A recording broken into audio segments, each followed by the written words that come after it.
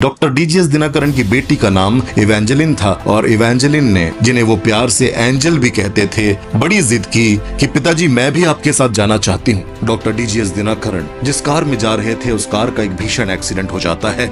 एक भीषण दुर्घटना का शिकार वो हो जाते हैं। जब कार दुर्घटनाग्रस्त हो गई और तीनों जो उसमें बैठे थे बेहोश हो गए, जब डीजीएस को होश आया तो उन्होंने देखा कि डीजीएस दिनकरन का बेटा पॉल दिनकरन एंजल के मृत शरीर को लेकर इस बात की बाट जोह रहा था और परमेश्वर के अलग अलग दासों को पुकार कर कह रहा था कि पिछली गवाही में हमने देखा कि कैसे परमेश्वर ने माँ के गर्भ में ही डीजीएस दिनकरन को अपना दास होने के लिए चुन लिया। उसके बाद कैसे शैतान ने उन्हें प्रभु यीशु मसीह से दूर ले जाने की कोशिश की, कैसे मृत्यु के गर्त में परमेश्वर को वह पुकारता है और प्रभु यीशु मसीह डीजीएस दिनकरन से एक मुलाकात करते हैं। डीजीएस दिनकरन ने प्रभु यीशु मसीह का महिमामय दर्शन पाया और उसके बाद आत्मिक वरदानों से भरने के बाद वो अपनी सेवकाई को प्रारंभ करते हैं। अगर आपने पिछला भाग नहीं देखा है तो डिस्क्रिप्शन में लिंक है और कमेंट बॉक्स में पिन कमेंट में आपको लिंक मिल जाएगा। डीजीएस दिनकरन जब आत्मिक वरदानों से भर गए और उन्होंने अपनी सेवकाई प्रारंभ की। अब जब सेवकाई की बात करते हैं तो बहुत सारे लोगों के मन में यह गलतफहमी आ जाती है कि सेवकाई का मतलब होता है कि स्टेज में माइक पकड़कर हम खड़े हों, वीडियो कैमरा चारों तरफ से हमको देख रहे हों और लोग हमें पहचानने लगे, ये सेवकाई है। नहीं, सेवा का अर्थ होता है बिना कुछ प्राप्त करने की इच्छा से आप किसी के प्रेम में वशीभूत होकर उसके लिए कार्य कर रहे हैं। प्रभु यीशु मसीह का प्रेम हमें वशीभूत करता है जब कि हम उसके लोगों को संभालें, खोए हुए लोगों को बचाएं, तब यह सेवा होती है। और दिनकरन ने प्रभु यीशु मसीह के साक्षात दर्शन प्राप्त करने और आत्मिक वरदानों से भरने के बाद भी लगभग 14 वर्षों तक गलियों में प्रचार किया। 14 वर्षों तक वे सड़कों में प्रचार करते रहे और छोटे छोटे झुंडों में जाकर अपनी गवाही शेयर करते रहे। 14 वर्ष तक वो किसी बड़े स्टेज में नहीं गए और न ही उनको इस बात की कभी ऐसी कोई इच्छा थी। वो तो बस प्रभु यीशु मसीह का कार्य ईमानदारी से कर रहे थे। जितनी भी गवाहियां इस YouTube चैनल में आती हैं वो आपके विश्वास को मजबूत करने वाली होती हैं और हर गवाहियों में आप यही पाएंगे कि प्रभु यीशु मसीह ने उन लोगों को बहुत ऊंचा उठाया, बहुत आगे बढ़ाया, बहुत आशीष दी। उनकी सेवकाइयां बहुत फली फूली जो ईमानदारी से प्रभु की सेवा कर रहे थे। बड़ी भीड़ की इच्छा नहीं थी उन्हें, लेकिन जो भी उन्हें सौंपा गया था उस बात के लिए वे ईमानदार थे, वफादार थे। डीजीएस दिनकरन के जीवन से आज के नौजवान सीख सकते हैं। बहुत से मसीही नौजवान आज सीधा प्रभु यीशु मसीह को जानकर स्टेज प्राप्त करने की इच्छा रखते हैं। बहुत सारे परमेश्वर के दासों की नकल करने की कोशिश करते हैं, लेकिन प्रभु यीशु मसीह के सच्चे दास दिनकरन के जीवन के बारे में जब आप सुन रहे हैं मेरे भाइयों और बहनों, तो मैं चाहता हूं कि अपनी उन इच्छाओं को त्याग कर अपने आप का इनकार करके क्रूस उठाने की उस शिक्षा की ओर वापस फिरें। प्रभु यीशु मसीह ने जो कहा कि अपने आप का इनकार कर दो, उस शिक्षा की ओर वापस फिरें। स्वयं को ऊंचा उठाने के भाव को त्याग कर प्रभु यीशु मसीह को ऊंचा उठाना है और मैं तो मर गया, मसीह मुझ में जीवित है के भाव को अपने जीवन में जीवंत करें। डीजीएस दिनकरन नौकरी करते हुए ही प्रभु की सेवा कर रहे थे, लेकिन हर बार प्रभु के सामने वो ईमानदारी से अपने दशमांश और भेंटे परमेश्वर के उन दासों को दिया करते थे जिसके द्वारा परमेश्वर उन्हें ब्लेस करते थे, आशीष देते थे। डीजीएस दिनकरन की धर्मपत्नी यानी कि स्टेला दिनकरन जी बताती हैं, डॉक्टर डीजीएस दिनकरन सुबह 6:30 बजे से लेकर 8:30 बजे तक हर दिन प्रार्थना किया करते थे। चाहे कुछ भी हो जाए वो इस प्रार्थना को कभी भी स्किप नहीं करते थे। परमेश्वर के दास रेनहार्ड बॉनके ने कहा था कि जब हम व्यक्तिगत प्रार्थना करते हैं तो वह प्रार्थना सामर्थ्य लेकर आती है और फिर प्रचार उसे मुक्त करता है। उस व्यक्तिगत प्रार्थना के महत्व के बारे में रेनहार्ड बॉनके ने कितना सच कहा है। रेनहार्ड बॉनके की भी गवाही मेरे YouTube चैनल में आप जरूर प्राप्त कर सकेंगे, इसलिए ऐसी ही सामर्थ्य गवाहियों के लिए मेरे चैनल को सब्सक्राइब कर लीजिए। डॉक्टर डीजीएस दिनकरन की गुप्त प्रार्थना इतनी सामर्थ्य थी कि जब वो प्रचार के लिए सड़कों में गलियों में खड़े होते थे तो परमेश्वर के आश्चर्य कर्म प्रकट होते थे। प्रभु यीशु मसीह चंगा करने के लिए अपना हाथ बढ़ाता था, क्योंकि जब एक व्यक्ति प्रभु की संगति में समय बिताता है वह घटते जाता है और प्रभु यीशु मसीह उसमें बढ़ते जाता है। परमेश्वर के वचनों में भी वे समय बिताया करते थे। 12 अक्टूबर सन 1970 डीजीएस दिनकरन की सेवकाई के लिए एक बहुत बड़ा दिन था, क्योंकि दिनकरन को अब खुले मैदानों और विशाल जनसभाओं में प्रचार के लिए आमंत्रित किया जाने लगा, क्योंकि डीजीएस दिनकरन की प्रसिद्धि अब धीरे धीरे फैल रही थी। जैसे प्रभु यीशु मसीह की चर्चा उस देश में जहां वो थे चारों तरफ लोगों में फैल गई, वैसे ही डीजीएस दिनकरन के जीवन के द्वारा होने वाले आश्चर्य कर्मों और लोगों के जीवन के परिवर्तन की कहानियां सभी कलीसियाओं में गूंजने लगी और उन्हें बड़ी जनसभाओं में आमंत्रित किया जाने लगा। जब डॉक्टर डीजीएस दिनकरन प्रचार करते थे तो लोग देख पाते थे कि कैसे वे आत्मिक वरदान उनके जीवन से ऑपरेट हो रहे हैं, कैसे वो लोगों का नाम लेकर पुकारते थे और उनकी समस्याओं को एग्जैक्टली बताते थे और उसका समाधान को भी प्रभु की आत्मा की अगुवाई और बुद्धि के द्वारा वो उनको दिया करते थे। लोग देख पा रहे थे कि कैसे अद्भुत चंगाइयां हो रही हैं, लंगड़े चल रहे हैं, अंधे देख रहे हैं, बहरे सुन रहे हैं, दुष्ट आत्माएं चीख कर बाहर निकल रही हैं और इस तरह से सारे लोग देख पा रहे थे कि डॉक्टर डीजीएस दिनकरन की सेवकाई में प्रभु यीशु मसीह का हाथ है, प्रभु यीशु मसीह उसके साथ हैं। वो जो दर्शन की बातें बता रहे हैं वह मात्र एक कहानी नहीं है, वह एक सच्ची घटना है और वह दर्शन सच्चा है। प्रभु ने सच में डीजीएस दिनकरन से वायदा किया है, मुलाकात की है। अगर प्रभु यीशु मसीह की बुलाहट आपके जीवन में है तो कभी आपको ढिंढोरा पीट के अपनी तारीफ और प्रशंसा करने की जरूरत नहीं है, अपने नाम के सामने प्रॉफेट और अपोस्टल लिखने की जरूरत नहीं है। प्रभु यीशु मसीह आपकी सेवकाई के द्वारा स्वयं यह प्रकट कर देगा कि आपकी बुलाहट क्या है। किसी को बताने की आवश्यकता नहीं है कि ये मेरी बुलाहट है, प्रभु यीशु मसीह स्वयं प्रकट कर देगा कि आपकी बुलाहट क्या है। वो लोग देखेंगे कि आप खुदावंद के चुने हुए हैं। दक्षिण भारत के क्षेत्रों में डीजीएस दिनकरन विशाल जनसभाओं का संचालन करने लगे। उन्हीं दिनों 4 नवंबर सन 1986 में प्रभु ने डॉक्टर डीजीएस दिनकरन की अगुवाई की और उनसे कहा कि एक बड़ा विश्वविद्यालय बनाया जाए जो प्रभु यीशु मसीह के लोगों को पढ़ाई लिखाई के क्षेत्र में ऊपर उठाने के लिए कारगर सिद्ध होगा। और प्रभु की अगुवाई में ही कारुण्य विश्वविद्यालय की नींव डाली गई। वर्तमान में कारुण्य विश्वविद्यालय 700 एकड़ क्षेत्रफल में फैला हुआ है, जहां पर हजारों विद्यार्थी अपनी पढ़ाई पूरी कर पा रहे हैं। जब प्रभु यीशु मसीह ने कारुण्य यूनिवर्सिटी के निर्माण के बारे में डॉक्टर दिनकरन से बात की, तब डॉक्टर डीजीएस दिनकरन इस हेतु बहुत ज्यादा प्रयास करने लगे और उसी कारुण्य यूनिवर्सिटी के काम के सिलसिले में वो मैंगलोर जाने की तैयारी करने लगे। एक दिन 21 मई 1986 की बात है। डीजीएस दिनकरन कारुण्य यूनिवर्सिटी के संबंधित कार्यों को संपन्न करने के लिए मैंगलोर की ओर रवाना हो रहे थे। साथ में उनकी पत्नी स्टेला दिनकरन भी बैठी हुई थी कार में। जिस कार में स्टेला दिनकरन और डीजीएस दिनकरन बैठे हुए थे, उस कार में उनकी बेटी भी आ बैठी और डॉक्टर डीजीएस दिनकरन की बेटी का नाम इवेंजेलिन था और इवेंजेलिन ने, जिन्हें वो प्यार से एंजल भी कहते थे, बड़ी जिद की कि पिताजी मैं भी आपके साथ जाना चाहती हूँ, मैं भी आपके साथ मैंगलोर जाना चाहती हूँ। डीजीएस दिनकरन ने कहा कि बेटा आप अपने घर में रुकिए, लेकिन वो नहीं मानी और फिर वो लोग उस कार्य को संपन्न करने के लिए मैंगलोर की ओर निकल पड़े। 21 मई 1986 का ही वह काला दिन था जब डॉक्टर डीजीएस दिनकरन जिस कार में जा रहे थे, उस कार का एक भीषण एक्सीडेंट हो जाता है। एक भीषण दुर्घटना का शिकार वो हो जाते हैं। जब कार दुर्घटनाग्रस्त हो गई और तीनों जो उसमें बैठे थे बेहोश हो गए, जब डीजीएस को होश आया तो उन्होंने देखा कि वे कार में बुरी तरीके से फंसे हुए हैं, कार के परखच्चे उड़ गए हैं और उनकी पत्नी जो बगल में है उनकी गर्दन टूट चुकी है और जो बेटी है एंजल जो पीछे बैठी थी बेहोश है। वो पुकारते हैं कि एंजल, एंजल बेटा उठो, लेकिन एंजल कोई भी रिस्पॉन्स नहीं दे रही थी। बहुत सारे लोग आए और उन्हें हॉस्पिटल ले गए। डीजीएस दिनकरन का बेटा पॉल दिनकरन एंजल के मृत शरीर को लेकर इस बात की बाट जोह रहा था और परमेश्वर के अलग अलग दासों को पुकार कर कह रहा था कि आप प्रार्थना करके इसे जिंदा कर दीजिए, लेकिन ऐसा कुछ भी नहीं हुआ। डीजीएस दिनकरन की बेटी, उनकी प्रिय बेटी एंजल की मृत्यु हो चुकी थी, वो भी एक कार दुर्घटना में। उस अकस्मात दुर्घटना और भीषण वेदना के बीच में डॉक्टर डीजीएस दिनकरन को समझ नहीं आ रहा था कि ये क्या हुआ, क्यों हुआ, कैसे हुआ। 17 साल की उनकी प्यारी बेटी इवेंजेलिन, जिसे वो प्यार से एंजल कहते थे, इस दुनिया से चली गई थी। उसकी मृत्यु डॉक्टर डीजीएस दिनकरन के लिए बहुत ही दर्द का विषय हो गया था। डीजीएस दिनकरन के साथ घटी इस घटना के कारण लोग उनकी सेवकाई पर उंगली उठाने लगे और कहने लगे, देखो कैसा आदमी है, जरूर इसके जीवन में इसमें कोई गुप्त पाप रहा होगा, तभी परमेश्वर ने इसे दंड दिया है। कोई कहने लगा कि यह परमेश्वर का व्यक्ति नहीं है, इसके दर्शन झूठे रहे होंगे, जरूर शैतान ने इसे दर्शन दिया होगा, इसलिए देखो इसके साथ ये हुआ है।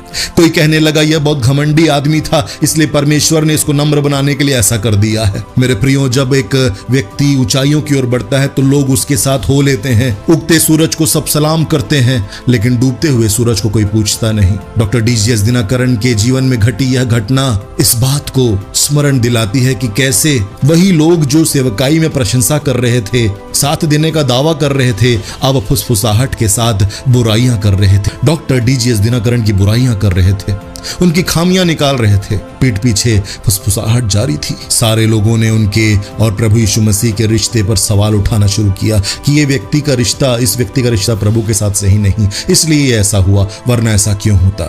उसी बीच में डॉक्टर डीजीएस दिनकरन बड़े दुखी हो गए और अक्सर जहां भी जाते अपनी बेटी के बारे में बात करते और रोने लगते थे। इस बात से क्रोधित होकर एक उनके पहचान का व्यक्ति आया और उसने कहा कि तुम क्यों बार बार अपनी बेटी के बारे में बात करते हो, क्यों बार बार रोते रहते हो? क्या तुम्हें नहीं पता कि प्रभु यीशु मसीह ने ही उसे तुमसे छीन लिया है? इस बात को सुनकर डॉक्टर डीजीएस दिनकरन बहुत ज्यादा उदास हो गए, बहुत निराश हो गए और फिर वो चले गए कमरे के अंदर, अपने आप को बंद कर लिया उन्होंने। 6 हफ्तों तक वो कमरे में रोते रहे प्रभु के सामने। प्रभु आखिर क्यों हुआ, क्यों मेरे एंजल को ले लिया? प्रभु आखिर क्या गलती हुई, मुझे कुछ समझ नहीं आ रहा है। प्रभु ऐसा क्यों, प्रभु ऐसा क्यों, प्रभु ऐसा क्यों कहकर डॉक्टर डीजीएस दिनकरन प्रार्थना करने लगे। 6 हफ्तों तक अपने आप को कमरे में बंद कर दिया। भयंकर मानसिक पीड़ा, भयंकर पीड़ाओं से वह गुजर रहे थे, पूरी तरह से टूट चुके थे।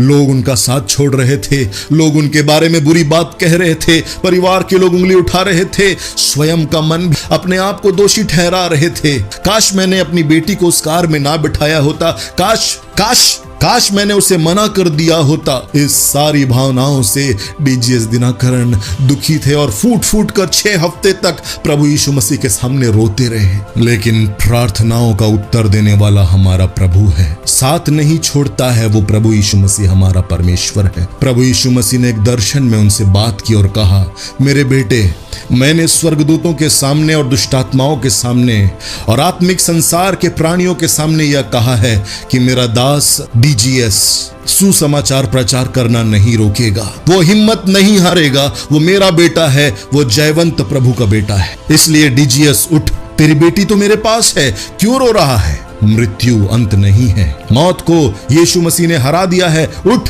और जितनी भी एंजल्स हैं इस दुनिया में, उन सब तक पहुंच के उनको बचा ले। सुसमाचार की सामर्थ के द्वारा जो कितनी सारी ऐसी बेटियां हैं, कितने सारे ऐसे पिता हैं जिनका हृदय टूटा हुआ है, उनके जीवन को बदल दे। जा, मैंने तुझे जो आदेश दिया है उस आदेश के अनुसार सुसमाचार प्रचार कर, मैं तेरे साथ हूं। परमेश्वर के वचन ने डॉक्टर डीजीएस दिनकरन से बात की भजन संहिता 94 18 से 19 में, जहां लिखा हुआ है, जब मैंने कहा कि मेरा पांव फिसलने लगा है, तब हे यहोवा तेरी करुणा ने मुझे थाम लिया। जब मेरे मन में बहुत सी चिंताएं होती हैं, तब हे यहोवा तेरी दी हुई शांति से मुझको सुख होता है। वह व्यक्ति जिसने डॉक्टर डीजीएस दिनकरन से कहा था कि तुम क्यों अपनी बेटी के बारे में बोल बोल कर रोते रहते हो, उस व्यक्ति के बेटे के साथ कुछ ऐसा हो गया कि वह अपने मित्रों के साथ किसी स्थान में घूमने गया था। वहां पर जब वो यात्रा के दौरान किसी नदी में नहाने के लिए उतरता है, स्नान करने को उतरता है, उस व्यक्ति का बेटा नदी में बह जाता है और उसकी मृत्यु हो जाती है। तब उस आदमी को समझ आता है, उस व्यक्ति को समझ आता है कि अपने बच्चे को खोने की पीड़ा क्या होती है, और वह आकर वापस डीजीएस दिनकरन से क्षमा मांगता है और कहता है, प्रभु के दास, मुझे क्षमा कर दीजिए, मैंने आपके साथ गलत बात की, गलत तरीके से आपसे बर्ताव किया। जब आपकी बेटी खो गई थी, आपकी बेटी आपको छोड़कर चली गई, उस समय मैंने आपकी भावनाओं को नहीं समझा, और जब आज मेरा बेटा चला गया इस दुनिया से, मुझे वह दर्द और उस पीड़ा का एहसास हो रहा है। और इस तरह से डॉक्टर डीजीएस दिनकरन से आकर उस व्यक्ति ने माफी मांगी। डॉक्टर डीजीएस दिनकरन का हृदय तो बड़ा था, प्रभु के प्रेम से भरा हुआ हृदय था, करुणा से भरा हुआ हृदय था। उन्होंने इस व्यक्ति को गले लगा लिया और रो रो कर उसके लिए प्रार्थना की। जब भी आपकी सेवकाई के खिलाफ लोग बात करें, आपके व्यक्तिगत जीवन और आपकी बुलाहट के ऊपर आक्षेप करें, आपके चारों तरफ षड्यंत्र नजर आए आपको और भय भय से हृदय घिरने लगे, याद रखिए प्रभु यीशु मसीह के चरणों में बैठ जाइए। प्रभु यीशु मसीह आपको आदर देंगे। प्रभु यीशु मसीह एक माता की तरह आपको संभालेगा। इसलिए डॉक्टर डीजीएस दिनकरन ने बहुत सुंदर एक गीत गाया, जैसे माता संभालती है वैसे यीशु संभालेगा। जैसे माता संभालती है वैसे यीशु संभालेगा। सीने से लगाएगा, चिंता सा हटाएगा।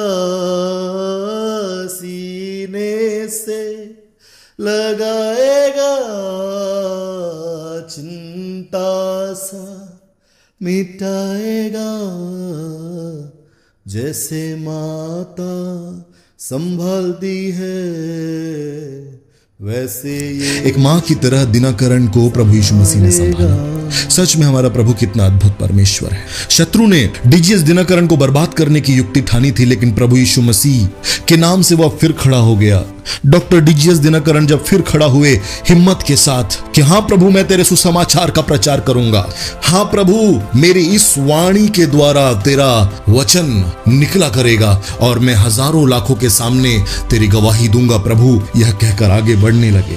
शत्रुओं के सामने प्रभु यीशु मसीह ने अपने बेटे डीजीएस दिनकरन के लिए मेज को बिछा दिया। इस दुर्घटना के पहले उनकी सेवकाई जो सिर्फ दक्षिण भारत तक ही सीमित थी, अब उनकी सेवकाई शीघ्र ही पूरे भारत में फैल गई। उत्तर भारत, पूर्वी भारत, पश्चिम भारत और दक्षिण भारत में ऐसा कोई मसीही घराना नहीं था जिसने जीसस कॉल्स मिनिस्ट्री के बारे में ना सुना हो, डीजीएस दिनकरन के जीवन से प्रभावित ना हो। क्या आपको स्मरण आता है कि हाँ, सुबह सुबह जब टेलीविजन पर हम यीशु बुलाता है के कार्यक्रम देखा करते थे, तब डीजीएस दिनकरन के द्वारा प्रचार किए गए उन वचनों ने हमें कितनी हिम्मत दी थी। क्या आप कमेंट में बता सकते हैं कि हाँ ब्रदर, मैंने भी उन टीवी प्रोग्रामों के द्वारा आशीष प्राप्त की थी? आप अपना नाम लिखिए और बताइए ताकि सब लोग पढ़ सके, क्योंकि ये कमेंट्स हजारों लोग पढ़ते हैं। और मैं चाहता हूं मेरे सारे भाई बहन जितने भी मेरी वीडियो को देख रहे हैं, जब आप कमेंट में किसी का प्रार्थना रिक्वेस्ट देखते हैं, तुरंत उस व्यक्ति के लिए आप भी प्रार्थना कीजिएगा। डॉक्टर डीजीएस दिनकरन वापस खड़े हुए, तब उनकी सेवकाई पूरे भारत में फैलने लगी। हिंदी भाषा के विशाल जन समूहों तक भी फैली। गुजरात, महाराष्ट्र, मध्य प्रदेश, छत्तीसगढ़, पंजाब, हरियाणा, उत्तर प्रदेश, बिहार, झारखंड, ओडिशा, असम, मणिपुर, राजस्थान जैसे राज्यों में जीसस कॉल्स मिनिस्ट्री ने अपना प्रभाव छोड़ा। जिस कारुण्य यूनिवर्सिटी के कार्य के संबंध में निकलते समय दुर्घटना का शिकार हो गए थे, उस कारुण्य यूनिवर्सिटी के कार्य को प्रभु यीशु मसीह के द्वारा दी हुई हिम्मत और शक्ति के द्वारा डीजीएस दिनकरन ने और पॉल दिनकरन ने संपन्न किया। डीजीएस दिनकरन के द्वारा गाए गए गीत आज भी कितने सारे टूटे हुए हृदय के लोगों को तसल्ली देते हैं। अगर आप डीजीएस दिनकरन जी के द्वारा गाए हुए उन गीतों को मुफ्त में प्राप्त करना चाहते हैं तो मैं आपको प्रोवाइड करूंगा। आप मेरे टेलीग्राम चैनल को ज्वाइन कर लीजिए और व्हाट्सएप चैनल को ज्वाइन कर लीजिए। आपको वो सुंदर गीत प्रोवाइड किए जाएंगे MP3 फॉर्मेट। जब डीजीएस दिनकरन प्रभु का कार्य करते रहे, उसकी सेवा को करते रहे, तब वो परमेश्वर जो हमारा खोया हुआ लौटा ले आता है, जो हमारा सब का सब हमें लौटा कर दे देता है, जो कुछ भी शत्रु ने चुराया है उसका 7 गुना वापस ले आता है हमारे लिए, वो अद्भुत परमेश्वर जो रिस्टोरेशन का परमेश्वर है, पुनर्स्थापित करने वाला प्रभु है, डीजीएस दिनकरन के जीवन में एक अद्भुत पुनर्स्थापना करने जा रहा था। एक अद्भुत रिस्टोरेशन डीजीएस दिनकरन देखने जा रहे थे। डीजीएस दिनकरन के बेटे पॉल दिनकरन के लिए जब रिश्ते आने लगे तो एक बहुत ही सुंदर रिश्ता उनके सामने प्रस्तुत हुआ, जिसकी तस्वीर, उस लड़की की तस्वीर को देखकर डीजीएस ने कहा कि यह तो एंजल जैसी दिखती है, ये लड़की तो एंजल जैसी दिखती है। तब जिन्होंने रिश्ता लाया उन्होंने कहा कि प्रभु के प्रिय दास सुनिए, इस लड़की का नाम इवेंजेलिन है। डीजीएस दिनकरन ने अपनी जिस बेटी को खो दिया, उनकी उस बेटी का नाम इवेंजेलिन था। और जो परमेश्वर उनके घराने में बहू लेकर आया, जो नई बेटी परमेश्वर उनको दे रहा है, उसका नाम भी इवेंजेलिन है। क्या ये अद्भुत नहीं? क्या हमारा प्रभु यीशु मसीह अद्भुत नहीं? अगर आप इस बात पर विश्वास करते हैं कि प्रभु रिस्टोर करने वाला परमेश्वर है, तो नीचे कमेंट में लिखिए रिस्टोर। हाँ, मैं विश्वास करता हूं प्रभु वापस देने वाला परमेश्वर है, जो खो गया है उसे लौटा कर ले आने वाला परमेश्वर। आपने जो कुछ खोया सबका सब वापस आएगा। यीशु मसीह के नाम से घोषणा करता हूं मैं आपके जीवन में। विश्वास करने वाले लिखिए आमीन, आमीन, आमीन। मैं विश्वास करता हूं भाई, मैं विश्वास करती हूं भाई। बेटी एंजल के चले जाने से पैदा हुए खालीपन पर विराम लग गया। 2 जून 1989 को उनके प्रिय बेटे पॉल दिनाकरण की शादी बहन इवेंजेलिन के साथ हुई। परिवार में उचित समय पर इवेंजेलिन बहन के आगमन से डीजीएस दिनाकरण के दुखी मन को शांति और तसल्ली मिली और घर में वास्तव में खुशियां लौट आईं। परमेश्वर ने उस परिवार को बढ़ाया और पोते पोतियों सैमुअल, शारोन और स्वीटी के जन्म के साथ ही उस परिवार की खुशी भरपूर हो गई। वे आशीषों से भरपूर होते गए, उनकी सेवकाई बढ़ती गई। प्रभु यीशु मसीह उन्हें ऊंचा उठा रहा था। तकलीफों और निराशाओं में जो प्रभु का साथ नहीं छोड़ते हैं, प्रभु उन्हें ऊंचाइयों पर ले जाता है। प्रभु का साथ मत छोड़ना। यह यात्रा हमें अंत तक वफादार रहना सिखा रही है। जितने इस वीडियो को देख रहे हैं, यीशु मसीह के नाम से वे सब अंत तक धीरज धरने वाले हो सकें। आमीन। जीसस कॉल्स मिनिस्ट्री ने लाखों लोगों को प्रभावित किया, लाखों लोगों के आशीष का कारण बने। सीशा जैसे संस्थान के द्वारा इन्होंने समाज सेवा के नए चरम स्थापित किए। भारत के लगभग हर राज्य में जीसस कॉल्स प्रेयर टावर्स आज मौजूद हैं, जहां पर 24 घंटे राज्य के लिए और राष्ट्र के लिए प्रार्थनाएं होती रहती हैं। न सिर्फ भारत में बल्कि United states of America, New Zealand, Canada, Fiji, Sri Lanka, Australia, London में, सिंगापुर में, साउथ अफ्रीका में, इजराइल में भी जीसस कॉल्स प्रेयर टावर्स उपलब्ध हैं। परमेश्वर की सेवा करने वाले ये महान दास, जिन्होंने प्रभु यीशु मसीह से उस करुणा और प्रेम का हृदय पाया, जिस करुणा और प्रेम के हृदय से प्रभावित होकर वो दूसरों के लिए प्रार्थना करने लगे। और उनकी बुलाहट प्रार्थना की थी, उनकी सेवकाई प्रार्थना की थी। वो दूसरों के लिए मध्यस्थता करके प्रार्थना करने वाले व्यक्ति थे। परमेश्वर की सेवा में भाई दिनाकरण, डॉक्टर डीजीएस दिनाकरण ने 53 वर्षों का समय बिताया। वो एक ऐसे परमेश्वर के दास रहे जिन्होंने परमेश्वर से आमने सामने बातें की, जो परमेश्वर के साथ ईमानदारी के साथ चलते रहे, जो प्रभु के घराने और उसकी कलीसिया के प्रति विश्वास योग्य थे, जिन्होंने स्वर्गीय दर्शनों को देखा, जिन्होंने जाति, वर्ण और धर्म के भेदभाव किए बिना दुनिया भर के करोड़ों लोगों के लिए प्रार्थना की और सब लोगों का प्रेम पाया। सब लोग उनको भाई दिनाकरण कहते थे, भाई डीजीएस दिनाकरण कहते थे। देश के और राष्ट्रों के बड़े बड़े नेताओं के साथ उनके संबंध रहे। उन्होंने भारत के अलग अलग नेताओं के लिए भी प्रार्थना की।